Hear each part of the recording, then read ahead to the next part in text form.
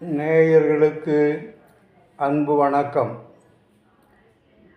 அறிவியல், ஜோதிடம், ஆன்மீகம் என்ற தொடரில் அடுத்த பகுதி பிரணவ சூத்திரம், பிரணவ மந்திரம் என்று சொல்லக்கூடிய உயிர்களை இறைவன் படைத்த இலக்கண விவரங்கள். அதாவது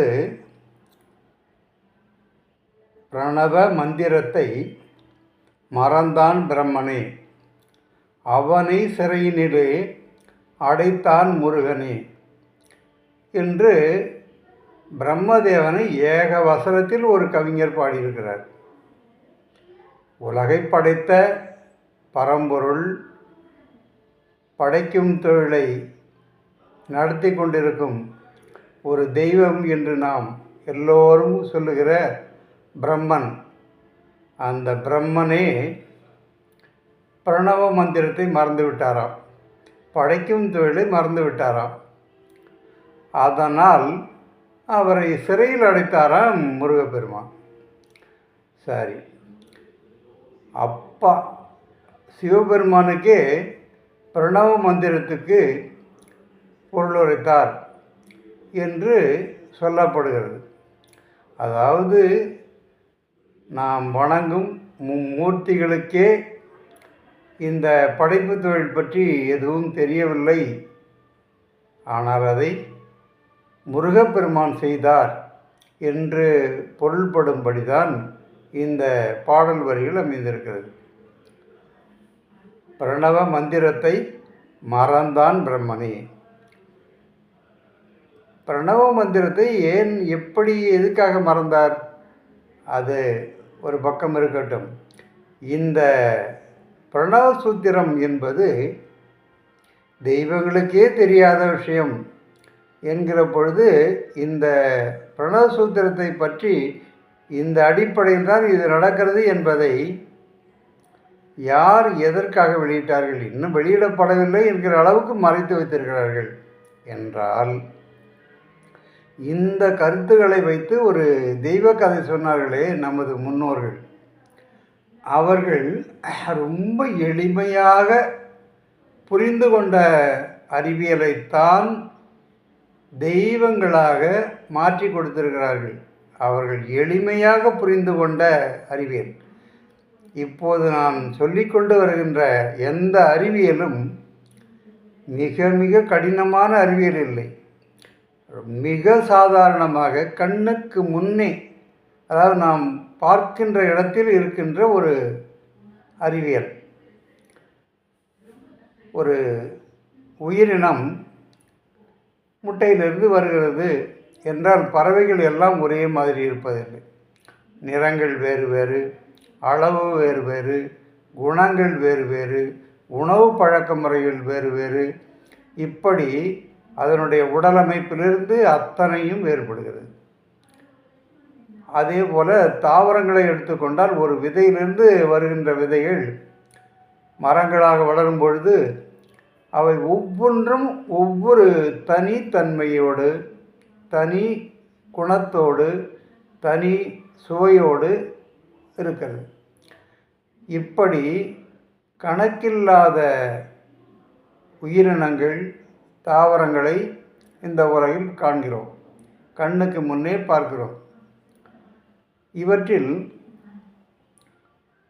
இந்த உயிரினங்கள் வளர்ச்சியை, அதாவது விதையிலிருந்து வெளியில் வருகிற ஒரு மரத்தை, ஒரு தாவரத்தை, எல்லாவற்றிற்கும் பொதுவாக கிடைக்கின்ற மண்ணிலிருந்து வருகிற நீர் மட்டும்தான் மேலே செல்கிறது.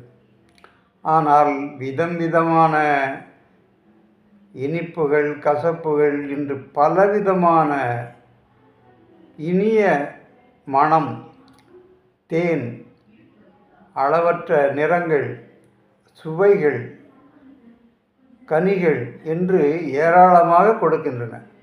இவற்றையெல்லாம் கொடுக்கின்றது எந்த சக்தி என்பதுதான் இங்கே உயிர்கள் எப்படி வந்தன என்கிற அடிப்படை விளக்கம்.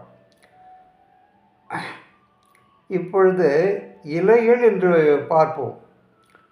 புல்லில் சோலையாக இருக்கிறது, அது மூங்கிலில் போய் சின்ன இலையாக மாறிவிட்டது. அதுபோல அகலமான இலைகள், தாமரை இலை, வாழை இலை போன்ற பெரிய இலைகளுக்கு மத்தியில் வேப்பிலை போன்ற சின்ன இலைகளும் இருக்கின்றன. முருங்கை இலை, இன்னும் சிறிய அளவில் பிடத்தரை இலையெல்லாம், அதாவது எள்ளிற்கும் சிறிய இலை என்பார்கள். ஒரு எள்ளினுடைய அளவுக்கு கூட கம்மியானது. அந்த அளவில் ஒரு இலை.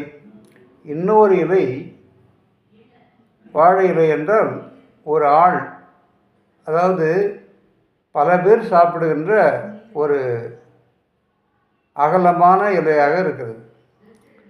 அந்த அளவுக்கு ஒவ்வொரு இலைகளிலும் ஏகப்பட்ட வித்தியாசங்கள், ஏகப்பட்ட வடிவமைப்புகள். ஒன்றின் வெளி விளிம்பு சமமாக இருக்கும், ஒன்றில் உள்வாங்கி இருக்கும். ஒரு பப்பாளி இலையை பாருங்கள். பப்பாளி இலையில் இலை பெரிய அளவில் விரிந்து காணப்பட்டாலும் அங்கிருந்து உள்வாங்கிய பகுதி அதிகம்.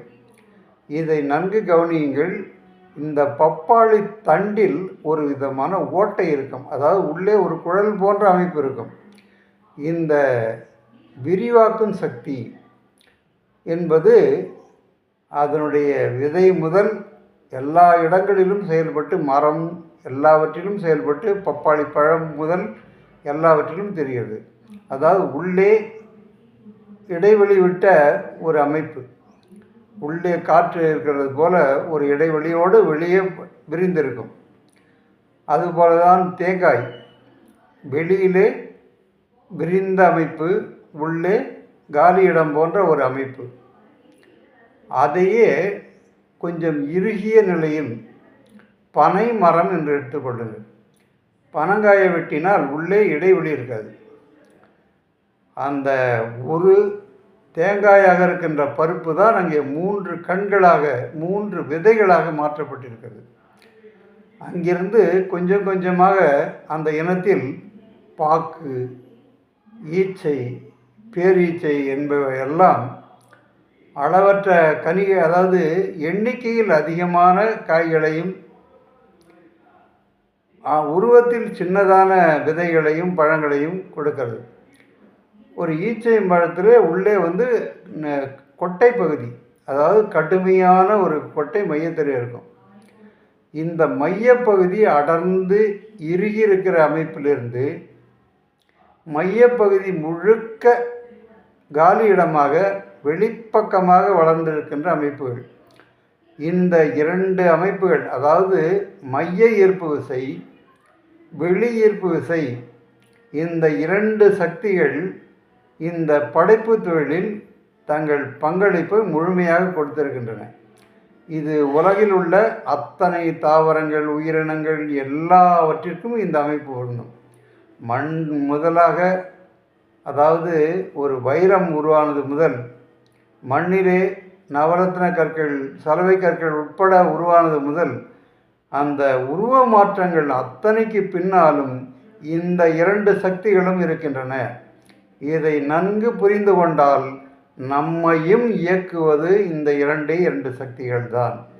ஒன்று மைய ஈர்ப்பு விசை, இன்னொன்று வெளியீர்ப்பு விசை.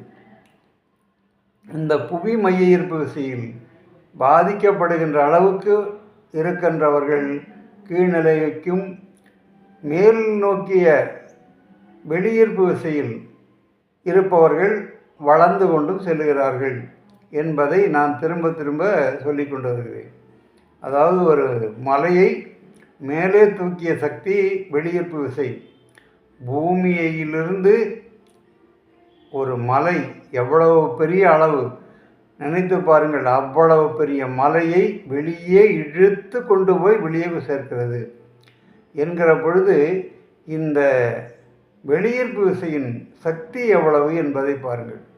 அதே போல மையத்தை நோக்கி இழுத்து பெரிய கடலை, சமுத்திரங்களை உருவாக்கி இருக்கின்றன என்றால் அவற்றின் சக்தியை பாருங்கள். இந்த 2ம் பெரிய அளவில் மட்டும் இல்லாமல் ஒவ்வொரு அணுவுக்குள்ளேயும் வேலை செய்கின்றன. அதாவது இறுகுதல், விரிதல். விரிவடைதல் என்பது கொஞ்சம் உஷ்ணத்தினால் ஏற்படுகிறது. சுருங்குதல் என்பது அதாவது வறட்சியினால் ஏற்படுகிறது. இந்த இரண்டு சக்திகளும், அதாவது பஞ்சபூதங்களின் சக்தியை இந்த இரண்டு சக்திகளுக்குள் கொண்டு வந்துதான் உயிரினங்கள் படைக்கப்பட்டிருக்கின்றன. இவற்றை நன்கு தெரிந்து கொண்டால் எந்த தெய்வம் படைத்தது, எந்த தெய்வம் மறந்தது என்பதெல்லாம் தெரியும். இங்கே தெய்வங்கள் மறப்பதும் இல்லை, யாரும் யாரையும் சிறையில் அடைப்பதும் இல்லை. இதையெல்லாம் பின்னால் வந்தவர்கள் புனைந்து வைத்த கட்டுக்கதைகள். வெளிப்படையாக சொல்லப்போனால் ஆதி தமிழனின் அறிவியலை சில ஆயிரம் ஆண்டுகளுக்கு பின்னால் வந்தவர்கள் முழுக்க முழுக்க மாற்றி அமைத்துவிட்டு போன கதைகளை தான் நாம் இன்று வைத்து கொண்டு இதுதான் வாழ்க்கை என்று நினைத்து கொண்டிருக்கிறோம். இயற்கை இன்னமும் நம் முன்னால் தான் இருக்கிறது, எங்கேயும் ஓடி போகவில்லை.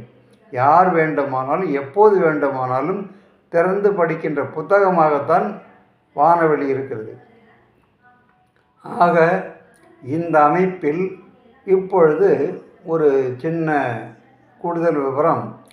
ஆடி மாதம் என்று குதிக்கிறார்கள். ஆடி மாதம் பிறந்தாச்சு. ஆடி மாதம் என்றால் என்ன, அதுக்கு என்ன தனி சிறப்பு? எல்லா மாதங்களும் போல அதுவும் ஒரு மாதம். அப்பொழுது என்ன நடக்கிறது என்றால், நான் சொல்லுகின்ற இந்த வெளியீர்ப்பு விசை என்கிற ஒரு பெரிய பேரண்ட வெளி, அதாவது நம் பேரண்டத்தின் பெரும்பகுதி, பேரண்டம் மட்டுமல்ல பிரபஞ்சத்தின் பெரிய சக்தியும் ஒரு மிகப்பெரிய சக்தியுமான ஒரு வெளியீர்ப்பு விசை மையம் ஏறக்குறைய இந்த சூரியன் இருக்கும் இடத்திற்கு பின்னால் இருக்கிறது. அப்பொழுது அந்த சக்தி முழுக்க இழுக்கப்பட்டு பூமிக்கு கிடைக்கிறது என்பதுதான் அங்கே சொல்லப்படுகின்ற அர்த்தம். அது தெய்வீக மாதம், அருள் மாதம் என்று சொல்லுகிற அளவுக்கு இருக்கிறது. இவையெல்லாம் அறிவியல் பூர்வமான விஷயங்கள். இங்கே யாரும் யாரையும் ஏமாற்ற வேண்டியதோ முட்டாள்தனமாக்க வேண்டியதோ இல்லை. முழுக்க முழுக்க அறிவியல். ஒவ்வொரு அறிவியலும் மனித வாழ்க்கையை மேம்படுத்தக்கூடிய சிறப்புகள். அதை கண்ணை மூடிக்கொண்டு நம்பிக்கொண்டு எதையோ செய்கிறோம். ஆனால் உண்மையான அறிவியலை தெரிந்து கொள்ளுங்கள் என்பதற்காகத்தான் இந்த பகுதியையே நான் சிரமப்பட்டு கொடுத்து கொண்டிருக்கிறேன். அதாவது பிரணவ மந்திரம் என்பதில் இரண்டு பெரும் சக்திகள். ஒன்று பெரிய பொருளை சுருக்கி சிறியதாக்கும் ஒரு சக்தி. இன்னொரு சக்தி அந்த சின்ன பொருளை விரிவடைய வைத்து பெரியதாக்கி கொண்டே செல்லும். இந்த இரண்டு சக்திகளுக்கு இடையில் அதாவது ரெண்டு போகை 7 மீதி உள்ள 7 கிரகங்களின் சக்தியும் இடையிலே சேருகின்றன. அதாவது வெளிப்படையாக ஒரு காரம் நிறைந்த பொருளை சூரிய சக்தி தான் கொடுக்கிறது. ஒரு இனிப்பு நிறைந்த பொருளை சுக்கிரன் தான் கொடுக்கிறது. ஒரு நல்ல இனிமையான பூக்களை, தேனை எல்லாம் குரு போன்றவர்கள் தான் கொடுக்கிறார்கள் என்றெல்லாம் அந்த கிரக சக்திகள் ஒவ்வொன்றும் இடையில் கலந்துதான் ஒவ்வொரு உயிரினத்தையும் உருவாக்கியிருக்கின்றன. இவற்றை இன்னும் விரிவாக ஒவ்வொரு பகுதியாக மிக சிறப்பாக விளக்குவோம். இந்த அமைப்பு பிரணவ மந்திரம் என்பது ஏதோ ஒரு தனி மனித சொத்து இல்லை. அதாவது இயற்கை என்பது எப்படி இந்த உயிரினங்களை படைத்திருக்கிறது என்பதை ஆதி மனிதன் கண்டு சொன்னது தான். அந்த ஆதி மனிதன் சிரமப்பட்டு ஒன்றும் கண்டுபிடிக்கவில்லை. கண்ணுக்கு முன்னே இருக்கின்ற ஒவ்வொரு அமைப்பையும் கூர்ந்து கவனித்து, இதன் இலை ஏன் வளைவாக இருக்க வேண்டும், ஒரு இலை நீண்டு ஏன் இருக்க வேண்டும், ஒரு இலையில் ஒரு பக்கம் விரிந்து ஒரு பக்கம் சுருங்கி நீண்டு ஏன் இருக்க வேண்டும், ஒரு ஆள் இலை எடுத்துக்கொள்ளுங்கள், ஒரு அரச இலை எடுத்துக்கொள்ளுங்கள். அரச இலையில் ஒரு பக்கம் விரிந்தும் ஒரு பக்கம் குறுகியும் போயிருக்கும். இந்த குறுகிய நிலையும் விரிந்த நிலையும் எப்படி வருகிறது?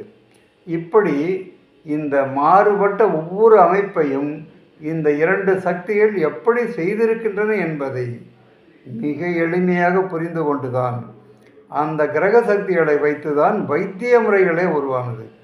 அதாவது நாம் உண்ணும் உணவு எப்படி உடம்பில் சேர்ந்து அது நமக்கு சக்தியாக மாறுகிறது என்பதை ஆதி மனிதன் எளிமையாக கண்டு நிறைய விஷயங்களை சொல்லியிருக்கிறார்கள். அதுதான் இந்த அமைப்பு.